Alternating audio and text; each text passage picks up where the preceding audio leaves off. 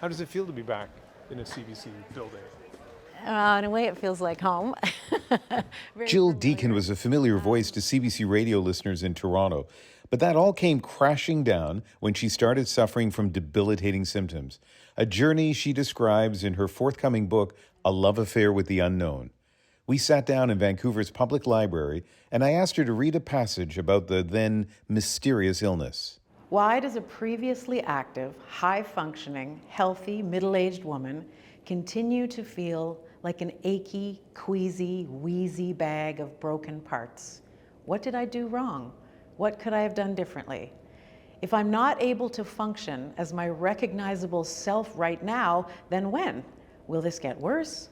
Will I get to cut loose on a dance floor or dash to catch a train or stay up late laughing or sing at the top of my lungs ever again? And to put this in context, this is not the first time that you were dealing with a pretty major health challenge. You were very public about being diagnosed with breast cancer twice and going through all of that emotionally, physically, the treatments. You're in remission. I wonder though how those experiences weighed on your mind as you were dealing with these symptoms. Of course, I'd be lying if I said I didn't wonder, is this, I write in the book, my Google search history tells the story. What are symptoms of lupus, and what does, all kinds of central nervous system, I didn't know what was going on. So I did wonder, in spite of trying not to, I certainly found myself wondering, am I just made of faulty parts and I can't, maybe I'm just not meant to be well. What a terrible thing to even have to contemplate. And at this moment in time, somebody might think about COVID and post-COVID, but as far as you knew, you never had COVID. That's right. I'd never had a positive test on rapid tests. I'd had PCR tests for traveling and things. And even when I felt, my family members were sick and everyone was testing, I never, ever, ever tested positive for COVID. I never had any of the symptoms. Eventually, I did do something called a nucleocapsid test, which is something I hadn't known about, but I think more people know it now. It's a test you can get you pay $80, and once they established, you do have the natural antibody, so you had COVID at some point, having never experienced a symptom, that allowed me to get into a long COVID clinic where the small amount of research that had been done on long COVID was more clear to the people working there. And that's when I got 8 months into my mystery of hellish symptoms. I got told I had long COVID. Was that a relief to get a diagnosis finally? It was interesting. It was a relief, but the relief was brief and short-lived, as I say, because there's not a lot to be done with that diagnosis. There's no vaccine, there's no pill, there's no treatment. Most of the stories about long COVID at that time were so-and-so used to be really active and dynamic and has been on the couch for 3 years. And that's what long COVID looks like, period, end of story. Ever the journalist, Deacon started looking for her own answers. She enrolled in a University Health Network clinical trial in Toronto that explored using medication to treat long COVID. Her symptoms didn't improve and she didn't give up. Instead, she turned to a controversial approach that is not currently offered through public health institutions to treat long COVID. And you're very clear, you're not recommending this for everybody, but it worked for you. It did. I did a lot of research when I was able to do very little when I was sick for so long with long COVID. What I ended up stumbling upon as what was a solution for me to recover from long COVID was a neuroplasticity training program.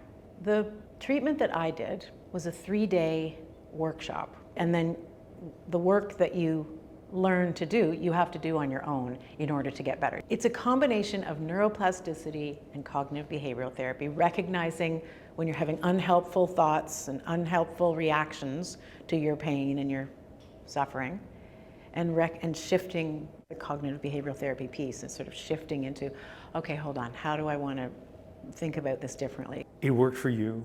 It worked for some people that you recommended this to, but you know that there are people right now who are going to their keyboards to say, what is she talking about? To email me and say that I'm I crazy have or long wrong. COVID and she has no idea what she's saying. It's a tricky world to enter. I have heard from a lot of people who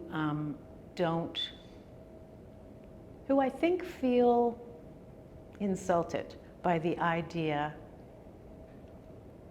of neuroplasticity playing a role, because they interpret it as, oh, your symptoms are all in your head.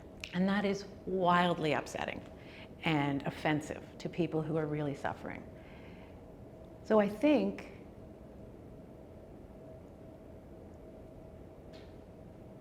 there can be a tendency to maybe double down on your, I am really sick and I am having these symptoms, and maybe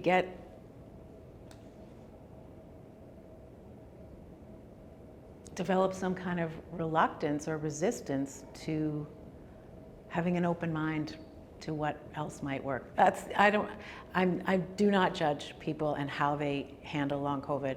Long COVID is hell. I wouldn't wish it on anybody. And I say that as someone who's had cancer twice. It's really hard. But I will say that keeping an open mind to something that I didn't really understand, and I got better. So I can only say what worked for me, and I can extend my absolute sympathy to people who are still struggling. And you're doing really well. And I feel amazing. I'm physically 1,000%. I'm back to being active, and I live a full and vibrant life. And I feel I'm very mindful of appreciating what I have in this moment right now. I feel strong and ready and open for what comes, and appreciative for the fact that I get to be here for whatever it is. I want to finish with this. As we speak here, you are about to get surgery on your thyroid. Yeah. Because there's a lump there. I can't fit into any of my scarves, Ian. I have to have this lump removed.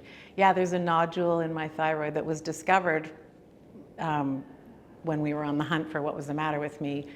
I don't know if this has cancer in it. I'm choosing to focus on the fact that a couple of years ago a biopsy was clear, and that there are really good doctors who are taking care of this, and that I don't know what the outcome will be in terms of the pathology and in terms of the impact on my voice. I can't control that. What I can control is how I feel today and what I'm doing with my life, and that, that's why I write this book and have these conversations and have a podcast about trying to help other people feel more okay about handling hard stuff.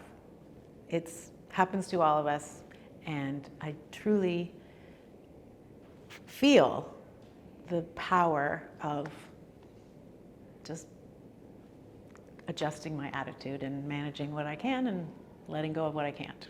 There's so much about you that's impressive, what you've been through, the way you describe it, and your candor. And there's a lot of wisdom there for all of us. Thank you very much. Thanks, Ian.